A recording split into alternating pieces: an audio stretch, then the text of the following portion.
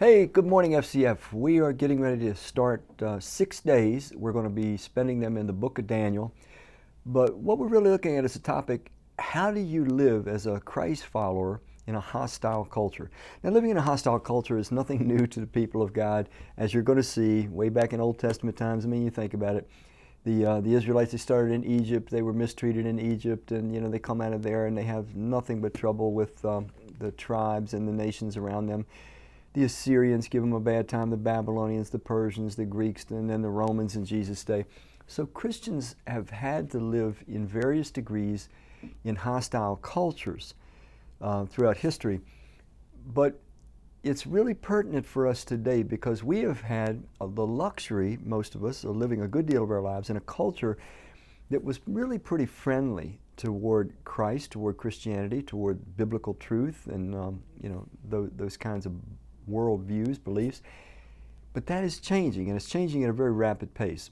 So all the more reason that this study for the next 2 weeks, 3 days each week, I hope will be valuable to you. So we're doing the whole thing in the book of Daniel.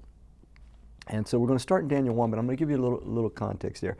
So like when you come into the book of Daniel, the Israelites had been functioning as a nation for over 400 years. But they had strayed from God for a long time. Jeremiah warned them continuously. Isaiah, other prophets warned them to turn back to God, the southern kingdom, Judah and Benjamin. They didn't, and so God's warning to them was very specific that if they didn't hear His voice, He would allow the Babylonians to come and to conquer them, and they would be taken into Babylon captive for 70 years. And that is exactly what happens.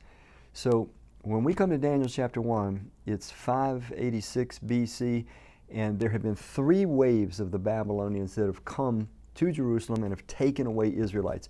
So the first wave starts in 606.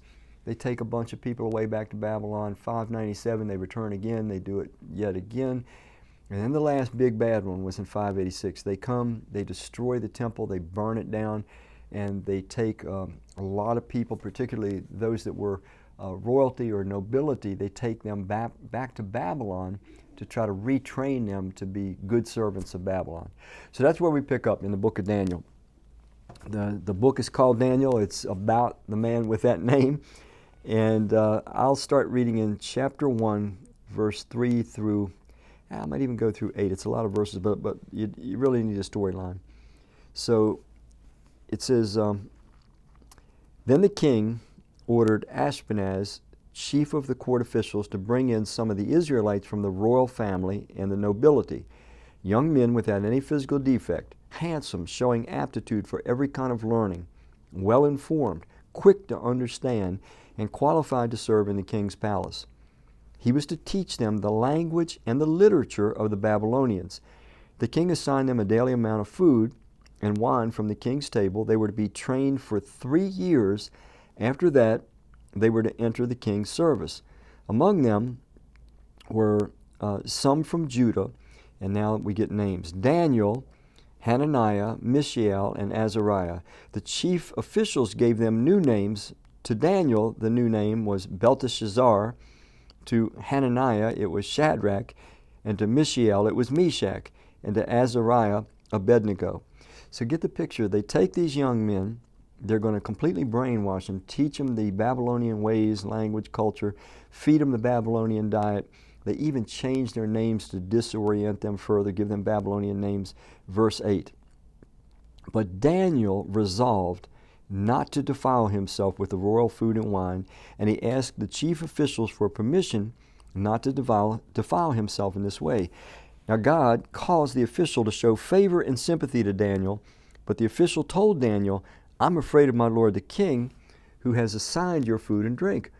Why should he see you looking worse than other young men your age? The king would then have my head because of you. So Daniel asked him, he says, look, give this thing a test.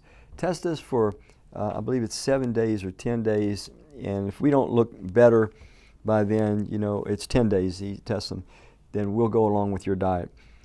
Verse 18, at the end of the set time, the set time by the king to bring them in, the chief official presented them to Nebuchadnezzar.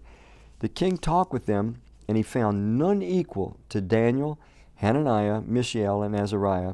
and they entered the king's service. In every matter of wisdom and understanding about which the king questioned them, he found them 10 times better than all the magicians and enchanters in his whole kingdom. Daniel remained there until the first year of King Cyrus, which is showing Daniel lived there for decades and decades until he was an old man, probably near 90. So here we have this example. So Daniel asks this guard, he says, look, just test us, give us 10 days, let us eat what we want, the diet that the Israelites were prescribed by God to eat, which was very different than the Babylonians. And so he says, you check on us. If we look bad, we'll do it your way. Well, they check, he looks great. They take him in to be tested by the king, and the king finds no one like these 3 young Israelite guys. They were said to be 10 times better than all the other candidates. So for us, the takeaway is this.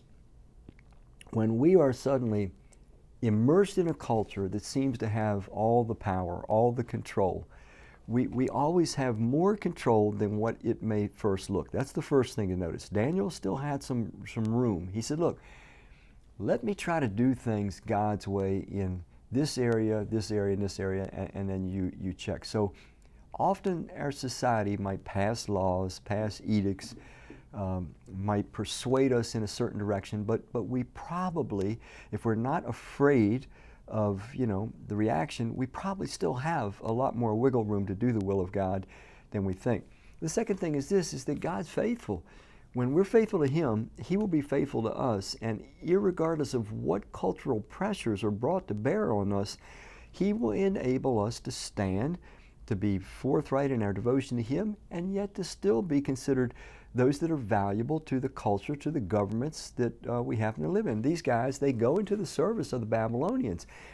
They become outstanding Babylonian government servants, even though they were loyal to their God.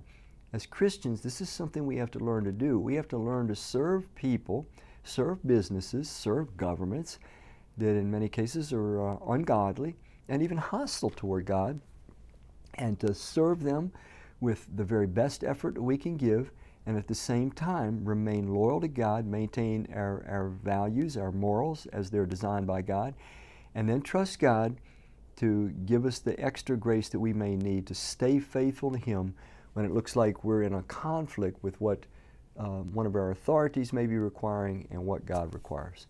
The main takeaway is this: when we're faithful to God, He'll always be faithful to us. It doesn't matter how hostile the culture may be.